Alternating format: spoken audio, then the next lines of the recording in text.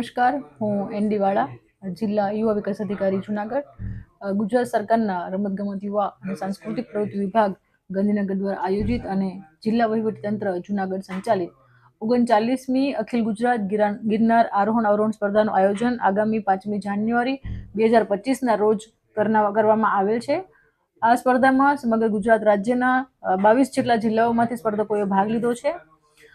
આ સ્પર્ધામાં અંદાજિત 1207 જેટલા સ્પર્ધકો ભાગ લેવાના છે. સ્પર્ધકોમાં 2 વયમર્યાદાઓ રહેશે, એક સિનિયર ભાઈઓ અને બહેનો અને જુનિયર ભાઈઓ અને બહેનો.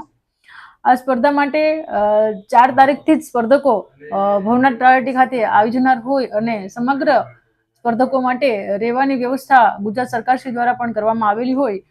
જુનિયર ભાઈઓની રહેવાની વ્યવસ્થા માટે તળપદા કોળી સમાજની વાડીએ કરેલ હોય, તેમજ સિનિયર ભાઈઓ અને જે વ્યાયામ શિક્ષકો અને વ્યવસ્થાપકો આ સ્પર્ધામાં જોડાનાર છે એના માટે સનાતન ધર્મની વાડી ખાતે એના નિવાસ માટેની વ્યવસ્થા કરેલી હોય, જ્યારે બહેનો માટે કડિયા જ્ઞાતિની વાડીમાં એનું એકોમોડેશન રાખેલું હોય. આ સ્પર્ધા દરમિયાન ઉપસ્થિત તમામ ખેલાડીઓને ગુજરાત સરકારશ્રી દ્વારા 4 તારીખથી લઈ અને સ્પર્ધા પૂર્ણ થાય ત્યાં સુધી ભોજનની વ્યવસ્થા પણ કરવામાં આવેલ છે. તમામ ભાગ લેનાર સ્પર્ધકોને ટી-શર્ટ વિતરણ કરવામાં આવશે અને જે લોકો નંબર પ્રાપ્ત કરશે એ લોકોને ટ્રોફી, પ્રમાણપત્ર અને ખૂબ મોટી સંખ્યામાં પુરસ્કાર આપી અને ગુજરાત સરકારશ્રી દ્વારા એ લોકોને પ્રોત્સાહન કરવામાં આવશે. વિવિધ મેડિકલની ટીમો પણ આમાં ભાગ લેશે.